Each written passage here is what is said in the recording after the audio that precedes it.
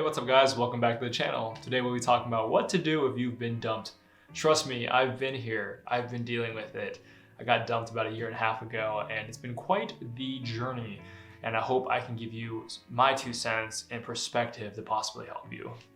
I think the first thing you have to realize that it's over, clear as day, and you can try your best to try to get them back. Try your best to get closure. Try your best to just, I don't know, restart the relationship. But you have to realize it ended for a reason. And the more you try to chase someone who doesn't want to be with you, the more you push them away. And in their eyes, they're displaying extremely needy tendencies, and you're only hurting yourself. That was something I wish I realized when I got dumped in August of 2020.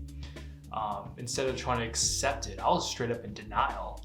And it took me about a year and a half to kind of get back on my feet and to get back into the dating world and kind of regain my confidence. I think the hardest part is you have someone who's like your best fucking friend who has your back day in and day out. And you share such intimate moments. And then all of a sudden, one day it's like, hey, it's over. And you can't see that person again. And it's so interesting because your brain is hardwired to that person for joy. When you see them, you get a spike of endorphins and dopamine. You're in love. It's like almost the same thing as if you're addicted to crack. I know, my ex-girlfriend was like crack. But no, it is super fucking difficult. And trust me, I've read every Reddit article, so many YouTube videos, like podcasts, audiobooks about how to get over that person. And one thing does ring true, and it's so fucking cliche. But the thing is, all cliches have so much truth in them. But the thing is, they're so overstated that they lose its meaning because it's just an abundance. But I don't think time itself heals all wounds, but time itself creates the perspective and gives you context in order to redefine the relationship and what happened in order to move on. I think just sitting there and saying, time will heal all wounds is a very passive thing, and I agree, there's a very passive aspect of letting time healing all wounds. But you have to also take an active approach as a supplement to this.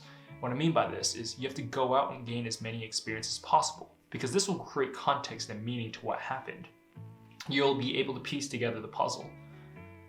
But you can't just sit there and realize that time heals all wounds. I'm not saying you don't go through the grieving process. Trust me, I've been grieving.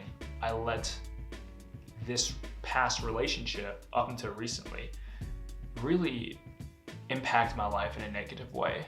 When you get dumped, when I got dumped, you lose all your confidence.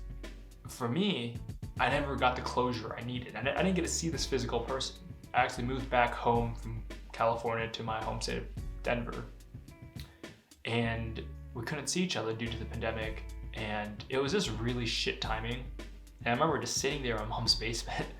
I lost my job. I got diagnosed with fibromyalgia. A lot of shit was happening. And I was away from my ex. And then I get a phone call and it was just like, hey, I think we need to break up. It was almost like a joke. I just couldn't accept it. And I think I've been in denial for the past year and a half until recently I went to New York because she moved there. I got the closure I needed, but not in the way that I thought. It wasn't like we met each other and was like face to face and we were like, hey, what happened? You know, I reached out and was like, hey, I'm in New York for the weekend. If you want to meet up, let me know. She's still super salty about it and we never got to meet up. But I can sleep at night knowing that I've done everything possible to get the closure I needed. And I'm not saying you won't cry. Trust me, as a guy, I fucking cried. Like, whatever bullshit that says men don't cry, it's like if you care about someone, you're gonna fucking cry. I love that girl. And maybe I do care about her. I wish her the best. But it was almost like something clicked. I realized that this girl that I loved wants me to move on. She wants me to move on with my life. And I didn't want to. And I think that was the most difficult aspect.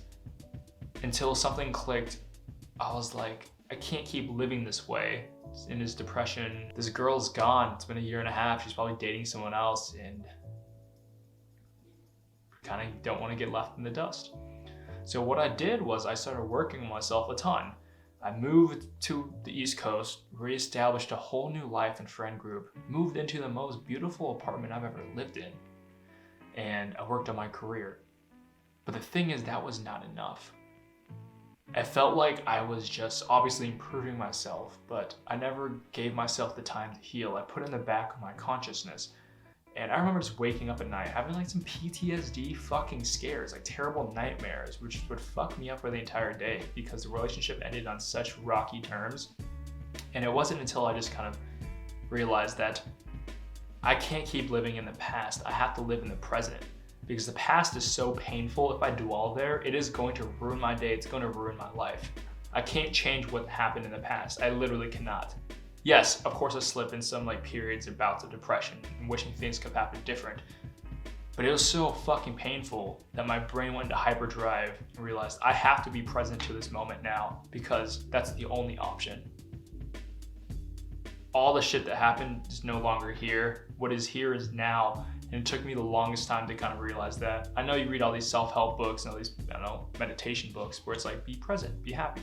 But there's a ton of truth to that. But I had to go through a personal journey of hell to even get here. So one thing I think that was absolutely slept on that I wish I did sooner was, I don't know if I could have done it, actually. It was just going on long walks and exercising and working out. There's something about using this pain and anger and sadness and transcending it and using it in a positive manner, like working out, hitting the weights. It's like a very cathartic activity. It's like you're literally working on yourself, you're building yourself, and it increases confidence and you just feel fucking happy. But the thing is, I don't think I could have just started working out immediately because I know it's so hard. You can't even get out of bed. So first, go through the grieving process. Let it all fucking out. Let it take as much time as you need it to. Time doesn't necessarily heal all wounds, but it'll give you the perspective to change your mindset, and one day you'll get over it. It took me 1.5 years. It took me a hell of a lot longer than I expected. But I think that shows the strength and how deep our relationship was. So I think by working out, I've been starting to kind of feel like myself again. And it's been such a long time that I realized I've been in this fucking daze for the past 1.5 years. Obviously, go and work on your career. Life doesn't end after this person. But it's also like your next partner, your next spouse, your next whatever is out there waiting for you. The longer you dwell, the longer you don't heal, get back on your feet, the longer you're missing out on them. I'm not saying you'll meet them immediately. It might take some work. But they're out there waiting for you. I'm not saying it's your soulmate. I don't believe in necessarily soulmates. I believe that there is someone who's like a 10 out of 10 for you. There's also someone who's like a 9.5 or a 9.2. Still pretty fucking compatible.